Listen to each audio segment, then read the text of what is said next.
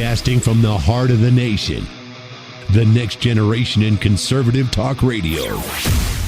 This is the Voice of Reason with Andy Hoosier. Why, yes it is. What is up, my friends? What's up? Welcome into it. It is a Wednesday, the middle of the week, the greatest day of the entire week. We see the light at the end of the tunnel. It is the post-to-post Monday, the pre-Friday, and we are ready to rock and roll for a whole nother one. Hopefully you've had a great one. Staying warm out there. It has been a cold one for sure, and I have thoroughly enjoyed it myself, although, you know, nobody else is, but that's totally all right. Welcome into the show. It is The Voice of Reason. My name's Andy Hoosier, broadcasting out of the heart of the nation here in Wichita, Kansas, on our flagship radio station, but we are all over the country, multiple radio stations and TV, live streaming, podcasting, however you watch or listen to the show. Welcome aboard! Do it live! Your Millennial General reporting for duty like we do every single day. We have some crazy breaking news that's going on that just got released now. We'll cover that. We have a hearing that was done today, one that I've been wanting to pay attention to see exactly where she stands on some particular issues. We'll cover that in just a moment. Also, Troy Anderson, author of the book, The Trump Code. He'll be joining us at the bottom of the hour to talk about Doge findings along with the future of the nation on so many different fronts, the Trump legacy, and so much more. So we'll get to all that and more. Welcome into it. First and foremost, I had the honor to fill in for the Todd Starnes radio program today and give him a little plug, toddstarnes.com. We appreciate him very, very much being able to fill in the number 26 show in the country and had an opportunity to do that.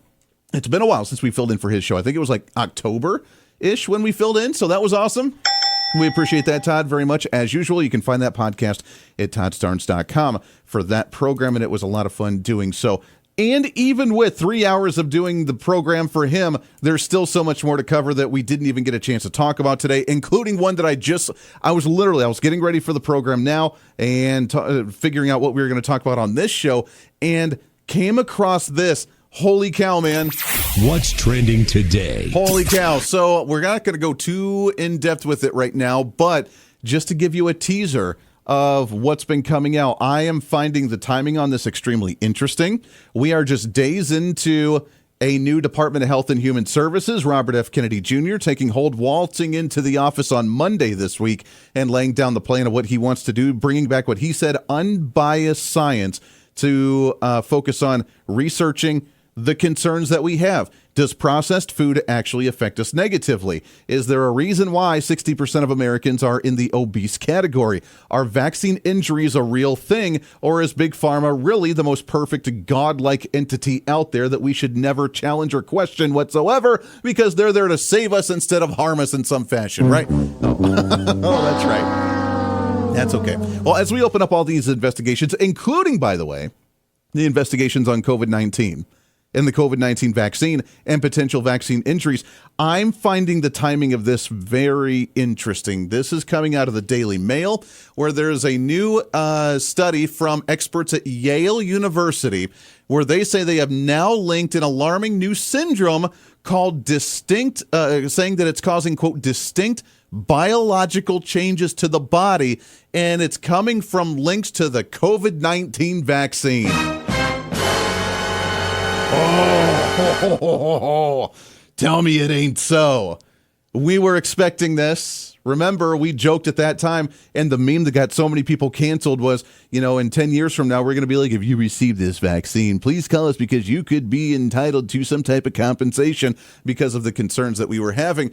Now, according to this study from Yale University, the conditions appear to include immune cells to be present in the coronavirus proteins in blood that's causing brain fog, dizziness, tinnitus, and exercise intolerance. In other words, your body doesn't want you to exercise and you just feel really ill or really fatigued or whatever the case is. But exercise intolerance, it also continues to a condition that also appears to reawaken a dormant virus that may be in your body called Epstein-Barr that can cause flu-like symptoms, swollen lymph nodes, and nerve issues in your body. All of it related to post-COVID vaccine syndrome that's creating biological changes in your body.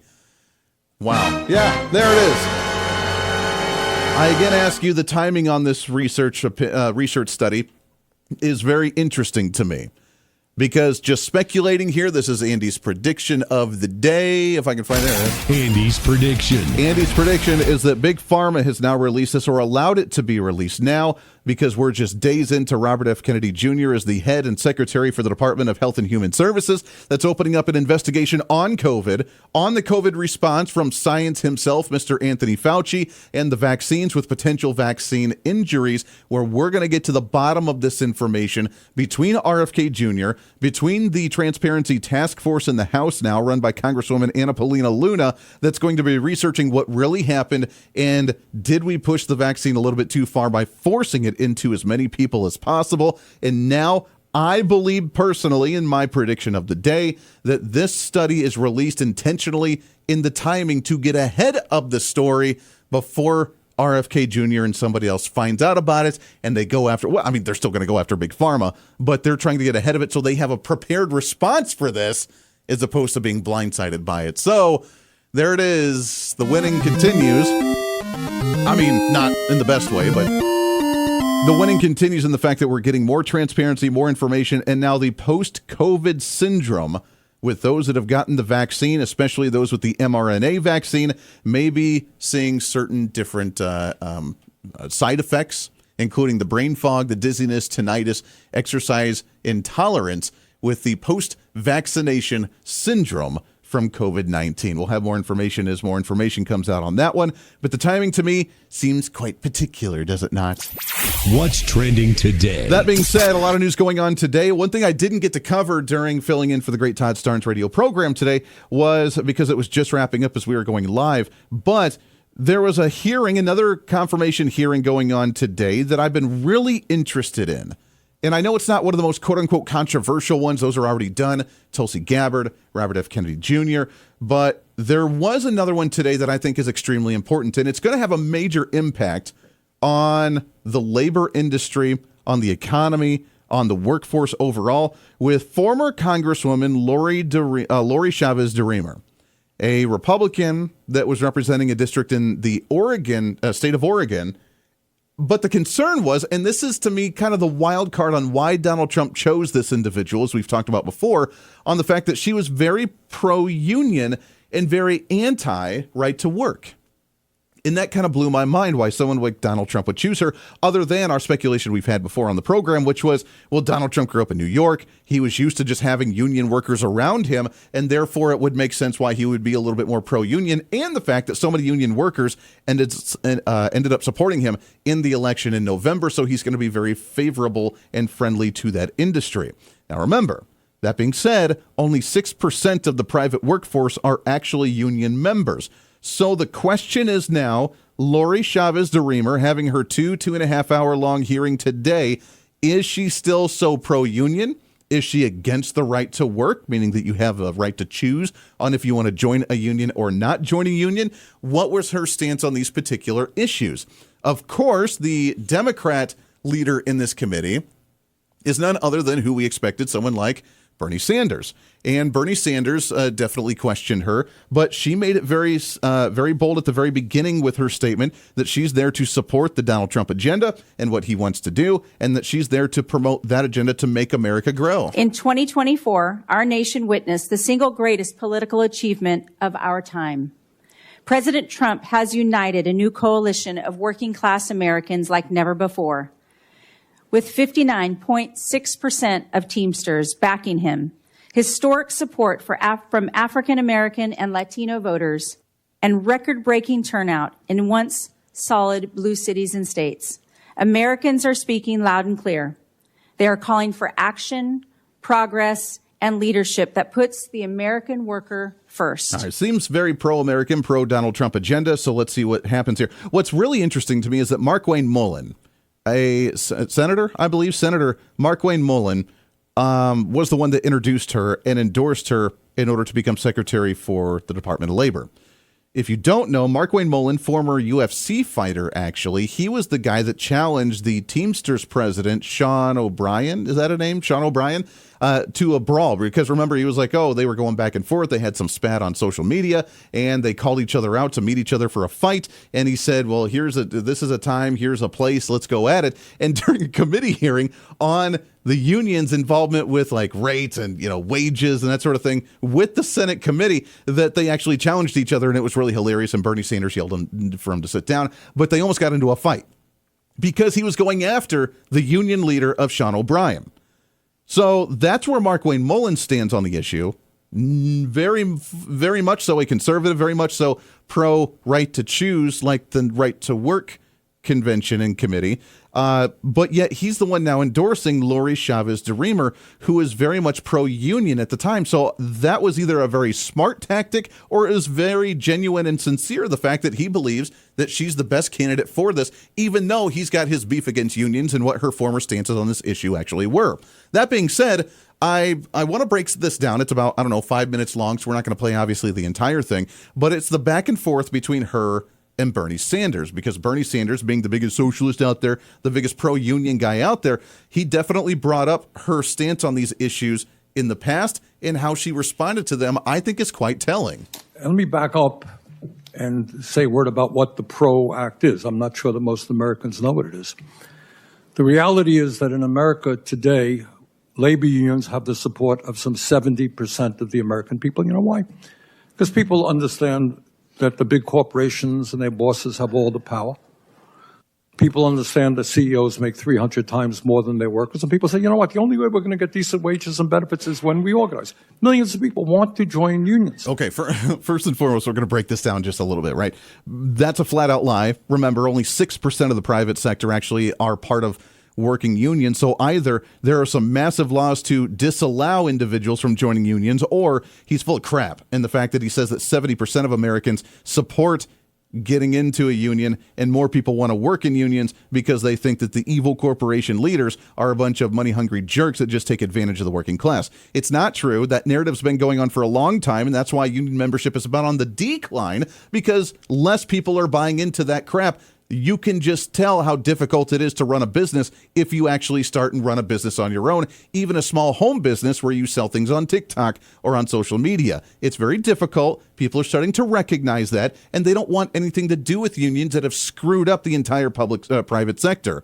So he's lying, but I continue. But they can't join unions. You know why? Because corporations day after day operate in illegal ways. They break the law. They say to somebody, you were late 3 years ago. You're a pro-union. You were late 3 years. You're fired. What? We're going to take you into a captive audience, and for hour after hour, we're going to tell you how bad unions are. You want to join a union? Fine. You vote for a union. We're moving the plant to China. All of that stuff happens to be illegal.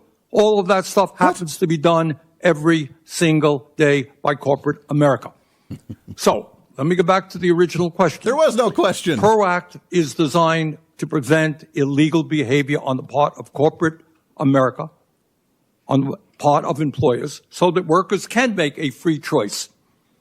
Do you support the PRO Act? All right, that's the question. We'll play the answer and response when we come back. As a note to know that when she was a congresswoman and advocated for the pro-unions, she did advocate for the pro whatever this bill is that essentially reverses. It doesn't allow people to unionize because you already have that right. Like, you just have that right already without any legislation from the federal government. What it does is it reverses right to work laws, forcing everyone to that you must join a union because they think that's the only way to get wages is through collective bargaining. What's her response on this? This is the Voice of Reason with Andy Hoosier.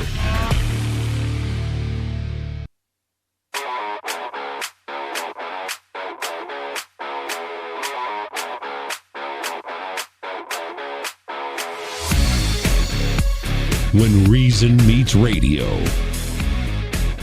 This is the Voice of Reason with Andy Hoosier. Darn right it is. What's up? Welcome back into it. 24 minutes past the hour. Radio, TV, live streaming, podcasting. So the confirmation hearings today from Lori Chavez-DeReamer, former Congresswoman, candidate for the Department of Labor Secretary. The question is the PRO Act. From Bernie Sanders and from, by the way, Senator Rand Paul.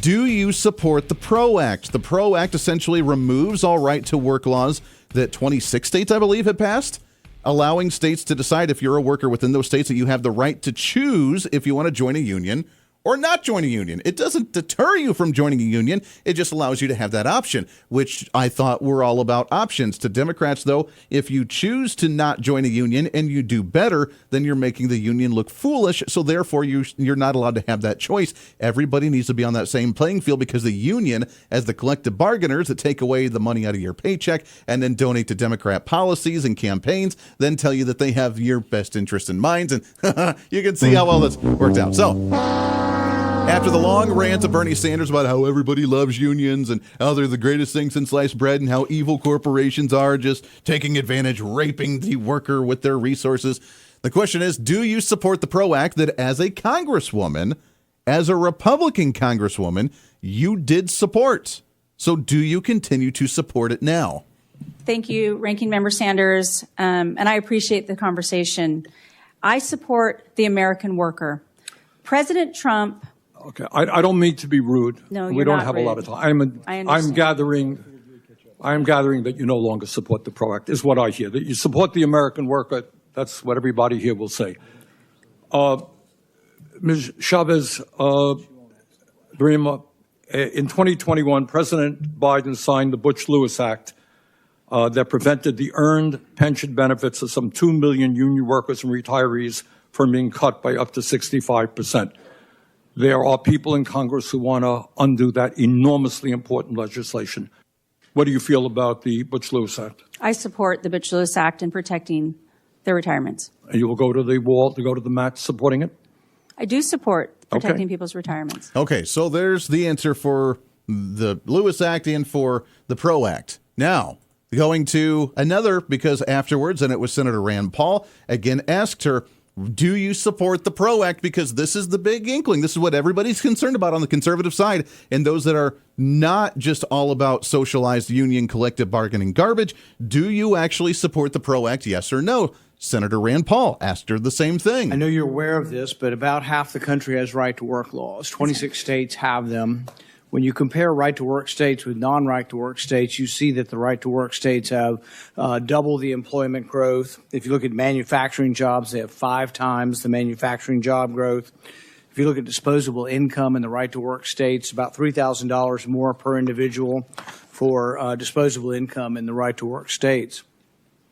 The PRO Act wasn't just about organizing or enabling unions to organize, which they already have the right to do. The PRO Act was about overturning right-to-work laws in 26 states, half of the country. Most of these states would argue that this was would be a horrendous invasion of their prerogatives. The chairman asked you, and then the ranking member asked you, do you still support the PRO Act? The reason we want to know is this is a tremendous sort of invasion of the states' rights to decide these. This would be overturning the right-to-work laws in half of the country. It's a great question. So, again, do you support the PRO Act? What you shared with me is how important it is to you and your state, and I heard that from many members. The right to work is a fundamental tenet of labor laws, where states have a right to choose if they want to be a right-to-work state, and that should be protected. PRO Act would have overturned that. Yes, thank you, Senator. I signed on to the PRO Act because I was representing Oregon's 5th District, but I also signed on to the PRO Act because I wanted to be at that table and have those conversations. But I fully, fairly, and support states who want to protect their right to work. There you go. It's up for you to decide. Do you trust her or not? Is this going to be a pro-union Department of Labor, or are we going to see some freedom for people to choose how they want to actually work in the private sector? Lots more coming up for The Voice of Reason. Stay here. This is The Voice of Reason with Andy Hoosier.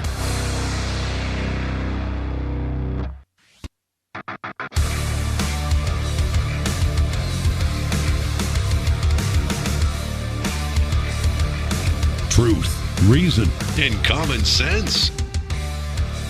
This is The Voice of Reason with Andy Hoosier. Why, yes, it is. What's up? Welcome back into it. It is your midweek celebration here on The Voice of Reason, trying to cram that 10 pounds of reason into that 5-pound bag, trying to rebrand the millennial generation, one radio listener at a time. I want to tell you about my friends over at Americans for Prosperity. As you know, with the economy, with how things are going, We need to extend the Trump tax cuts that expire at the end of this year. At the same time, we are working on the largest tax cut in American history, which would be no taxes on tips, no taxes on overtime, no taxes on Social Security. Oddly enough, unions aren't necessarily endorsing that, which I find kind of strange, because you would think that no taxes on overtime would be good for, workers that need to be on unions that are trying to make ends meet by working overtime and working double shifts or whatever it takes, because, I would like to keep the money in my pocket if I ended up doing that. They're not openly advocating for that. Americans for Prosperity, however, they're creating a multi-million-dollar campaign letting people know about it and ways that you can make calls, you can be active, you can be engaged and be part of that process as well. Do me a favor. It's very simple. You don't have to do a whole lot. Just go to protectprosperity.com. protectprosperity.com. You can type in your email, get all the information, and figure out who you can be part of and work with in your local community around the nation to make the calls, put the pressure on your elected officials to push for the tax cut extensions, the Trump tax cuts from the first administration, by going to protectprosperity.com and working with a group that has more than 4 million advocates nationwide, the largest grassroots campaign in the entire country, knocking on tens of millions of doors, which is absolutely amazing. Go check them out, protectprosperity.com, with our friends over at Americans for Prosperity. What's trending today? As you know, with this one, this has been the biggest concern to me with this secretary candidate for the Department of Labor, and it's up to you to decide whether you trust her or not. And if you're all for unions, then, that's obviously going to be an easy choice for you. If you're concerned and just want to have that choice, then this would be a candidate where you scratch your head a little bit and you wonder, wow, I've loved the candidates. It has been, the A team for the Trump administration with Kash Patel, which apparently his voting confirmation is going to be tomorrow. Will be interesting to see how that works. They voted him through cloture last night, which is exciting. We have obviously Tulsi Gabbard, Pam Bondi. We have now Robert F. Kennedy Jr. We have so many great nominees in the cabinet that this one is the one that, at least for me, scratched my head and said, did we miss the boat on the Department of Labor? And is this really the best choice? Do you believe her in saying that she was representing the 5th District of Oregon? She was representing her district that maybe was overwhelmingly union and wanted her to support it. But her argument, according to what she said to Senator Rand Paul in her confirmation hearing earlier today, was the fact that, she wanted to be part of the conversation by getting on board with the PRO Act that essentially reverses right-to-work laws in states, because she wanted to support the bill in order to get into the conversation, because it was an important conversation to have. What you shared with me is how important it is to you and your state, and I heard that from many members. The right to work is a fundamental tenet of labor laws, where states have a right to choose if they want to be a right-to-work state, and that should be protected. PRO Act would have overturned that. Yes, thank you, Senator. I signed on to the PRO Act because I was representing Oregon's 5th District. But I also signed on to the PRO Act because I wanted to be at that table and have those conversations. But I fully, fairly, and support states who want to protect their right to work. I have said that to every senator that I have visited. So you with. no longer support the aspect of the PRO Act that would have overturned state right-to-work laws? Yeah, there were so many parts. That's a yes? Yes. Yes, sir. It's up to you to decide. Do you trust her or not? Is that one now, at the end of the day, the Trump administration, I don't think is focused so much on pro-union, anti-union, one way or the other. He's about getting the economy going, right? He's just a business guy that wants to get the economy cranking, and he's going to do that by bringing manufacturing back to the United States, making America first with their policy, making businesses, even all around the world, reinvest in the United States, which is going to boost American workers. The problem that we could see arise is the fact that how big unions could be involved in those conversations. If we're going to bring a tech industry, if we're going to bring manufacturing, if we're going to bring different assembly lines, if we're going to bring whatever type of industry to the United States, if unions are involved, then therefore we have thrown off the private sector ability for the supply demand and for the prices and the wages based on the ability and based on your experience and based on all these other factors. It throws off that entire beautiful private market system with this invisible hand of Adam Smith to manipulate the markets by throwing things out of whack.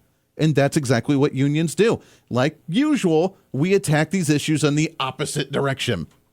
Instead of saying, hey, what we say now is, oh, look at that, the wages are too low, we can't afford it. We should be saying, hey, wow, we can't afford things. We should be bringing down inflation to where our current salaries could actually make ends meet, like they did just a couple of years ago. And that's something that Bernie Sanders hasn't quite figured out yet, which is why he's so pro whatever. He also did, by the way, mention minimum wage, and I promise we'll move on to another issue, but this is important, I think, with the agenda Donald Trump has for the economy and where we're going with industry and getting the economy going. This is going to be a vital aspect on where the secretary stands on these issues.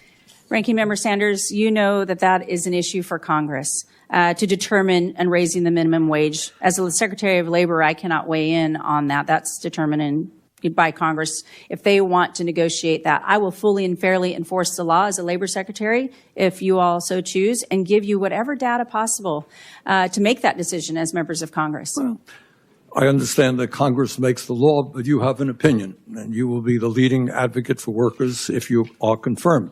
Question, if you were sitting where I'm sitting, would you vote to raise the minimum wage to a living wage? Well, I'm not sitting where you're sitting hypothetically. I used to, but not any longer. But I do recognize that the minimum wage hasn't been raised since 2009, and the cost of living has gone up.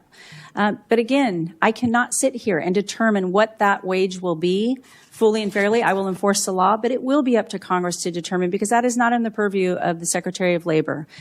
For instance, in Oregon, I know that in Portland, Oregon, that the minimum wage is almost $16 an hour, and that might work for Portland, but that's not going to work for Grants Pass, Oregon. And I know that local communities, states determine what's best for their economy. What we don't want to do is shock the economy. But again, I don't know that I necessarily like that answer. I got to admit, it sounds like she was backhandedly trying to hint, wink, wink, like, yeah, I support minimum wage increases. Minimum wage hasn't been increased nationally in a very long time. Cost of living has been going up. But at the same time, minimum wage in Portland, Oregon, that's at $16 an hour, doesn't quite work for the small communities in Portland as well, with small businesses and the lifestyle and the cost of living that's not nearly as high as well. The proper, at least in my opinion, my humble experience here, my humble opinion, the proper response would have been, we should not have a minimum wage, or it shouldn't be going up whatsoever, because if the cost of living is going up and we can't afford things, then we need to lower the cost of living, because raising up minimum wage is going to increase cost of living again, and then the hamster wheel continues, and we will never be able to get out of that cycle, and we'll be making $100 an hour, not being able to afford the basics like we do right now, and it's going to get completely out of control until the massive bubble bursts and the reset hits. That would have been the proper answer. I know she can't necessarily give that, but just by the way she responded to that, I don't think she necessarily believes in that idea as well. And Bernie Sanders, in my opinion, again, is completely way off base on that issue. But that's going to be a vital aspect on whether the economy actually gets to where Donald Trump wants it to be, with union membership, minimum wage conversations, and the such. But that's all right. What's trending today? All right, that being said, there was more news out of D.C. as well, with a statement from the Trump administration. The media, man, they don't quite understand how Donald Trump works yet. And it still blows my mind for us to wrap our heads around how we don't understand. Donald Trump, just like what we saw with this emergency meeting from President Macron out of France and other European leaders on Monday after the statement from J.D. Vance at the security summit that was in Berlin. Was it Berlin? I believe Berlin. That was on Friday last week, that they did this emergency summit. We need to address the Donald Trump agenda and the U.S. agenda, because Donald Trump's saying outlandish things for us to get a response, and therefore he's shaking up the system, and we have to come up with a game plan on how to push back against Donald Trump in the United States. Meaning they've already figured out the agenda and the plan from Donald Trump. Say something crazy outlandish, get people's attention, perk their ears up, and then we come to the table and have a conversation about it on good or bad or indifferent. And yet our own media and our own Democrats either are too stupid or have their own weird political agenda to ignore that aspect, put the blinders on, and just pretend that doesn't exist and take everything he says literally, because now they're going after Donald Trump for working with Russia too much on foreign policy because he called Zelensky a dictator from Ukraine. I know. Bear with me. Donald Trump making the statement earlier today saying that President Volodymyr Zelensky is a dictator that has no elections, because they were supposed to have an election last year. Because of the martial law and the ongoing conflict, he has postponed those elections and has been staying in power that people aren't very happy about.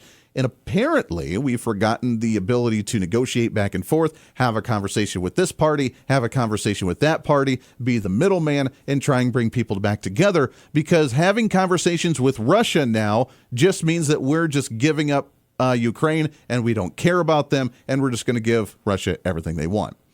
And it's unfortunate that we've gotten to that point because, again, with how escalated things have gotten for so long now, that you're not going to get whatever just Ukraine wants and Russia's just going to concede.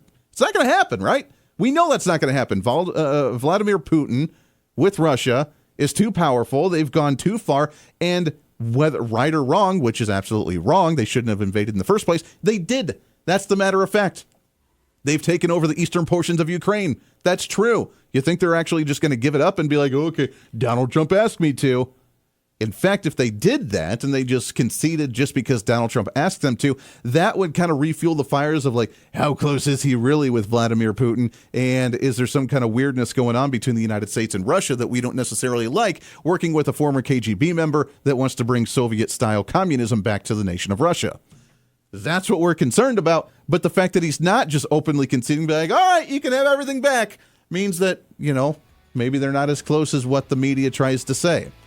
But that also means that Ukraine's not going to get everything they want as well, because this is a conflict and a war, and you have to concede with negotiations. And the fact that Zelensky's unwilling to do that kind of is pointing to the fact that he's the one keeping this conflict going, not the U.S. and not Russia. This is the Voice of Reason with Andy Hoosier.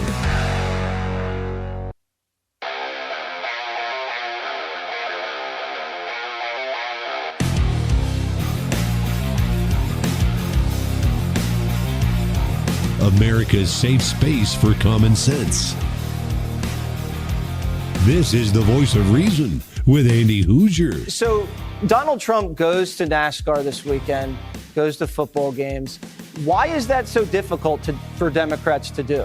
It's authentic. He likes sports. As a golfer, the fact that he played golf with Tiger Woods and went to the Super Bowl, it's not a bad little Sunday. But for a lot of Democrats, it's like a consultant tells them, this is what you should do, right? They don't look comfortable.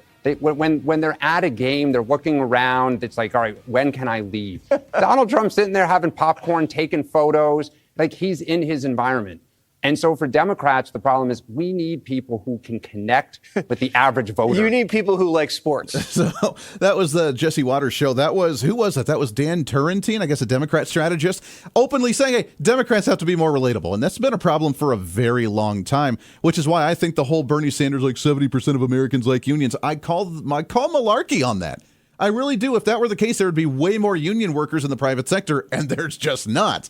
Maybe they support the idea of an option for a union, but I doubt that there's many people wanting to jump on board and actually become union members, which is why it's only 6% of the private market. So the relatability of the Democrats is really part of their identity crisis, and they're trying to figure it out right now, and they haven't quite figured it out. It went from we're in the delusion and the denial. Donald Trump really didn't win. He didn't beat our really radical, crazy candidate that's just a talking puppet for the Democrats. He really didn't do that as bad as what we say to. Well, he did. Now we have to figure out why. And what they haven't realized is, the relatability. They can't go to a sporting event and just shake hands, have popcorn, and watch a sport and actually enjoy it, or even know what the heck's going on. They can't. They have no clue. You have Chuck Schumer putting raw pieces of chicken on, or raw cheese on burger patties that are completely uncooked on the grill. Being, I'm doing it for the 4th of July, just like you. And it doesn't work. It doesn't make sense. So they have a relatability problem. And until they figure that out, they're not going to be, I think, a serious party for a long time. But it's been going on for a while. They've just been able to keep the facade going, right? Hillary Clinton, when she ran for president back in, 2016? Was it 2016? Yeah. 2015, 2016, she had to have her tests on to become relatable. Go out there, you gotta mingle with people, you actually have to talk to individuals, you have to relate to what they're doing. Same thing with Kamala Harris. I'm going to drink a beer, go on late night TV, and Miller Lite, yeah, that's my favorite kind of beer, and you take a sip of it and then sit it down. You had Pocahontas, Elizabeth Warren out there when she was running for president. Oh, you want a beer? I want a beer. I'm going to have a beer. Sit there and try and pretend to twist off a bottle so you can sip on a beer, and then you take 2 sips and sit it down and go about your video stream trying to be totally relatable to the public. It doesn't work that way, man. We can sense when you're not genuine. We can sense it. We have our tingly senses, our spidey senses right now that are like, you guys have no clue how to actually talk to us and relate. That's why John Fetterman is right now, oddly enough, the most relatable Democrat out there. Yeah, My state voted for Donald Trump. I'm going to work with the Donald Trump agenda. I'm still a Democrat. I still like unions. I still like, the blue collar kind of thing for the Democrat Party, the blue dog Democrats that still represent. I like that, but guess what? They voted for Donald Trump. I'm going to work with the Donald Trump agenda. Why? Because it's not about politics. It's what doing best for our constituency. And until Democrats learn that, then, they're not going to win. Which leads to like the whole Doge finding. When you go out of your way to try and say, oh, by the way, we want people to have fraud because we don't want to get rid of it. There was a clip, and I don't know if I can find it now. I ran it during earlier today. Let me see if I can find this real quick. Skimming through all the different audio clips I had today. Oh, here it is. A lady that apparently bought a BMW in cash while on social programs. A DHS letter in the mail this morning, and I just now opened it. And somebody reported me to the state of Michigan because I'm making money on TikTok and I drive a 2024 BMW. They have cut my food stamps from almost $4,000 a month down to $88 a month. There's more that goes into it. She's losing her Section 8 housing reimbursement to where she no longer only has to pay $60 a month for her Section 8 housing. She now has to pay over $400 a month for Section 8 housing. Also, her cash assistance when she was making money on TikTok enough to purchase an outright 2024 BMW cash in hand, and now complains that she's losing $4,000 a month in food stamp programs, and she's mad about it. And Democrats are playing the victim, that these types of people are now victims of the Trump agenda and Trump society, because how dare you cut their social programs? They are victims, and they don't know how to survive, and we have to take care of them. I'm telling you, if that's the platform you have as you're trying to re-identify yourself and figure out who you are, doing your inner self-reflection as a Democrat Party, you got a long ways to go, my friends. You're failing miserably, and it's kind of fun to watch. We're out of time, though. Back at it again tomorrow for the pre-Friday celebration. Until then, be your own voice of reason. This is the voice of reason. My name's Andy Hoosier. We'll see you on the radio tomorrow. Bye.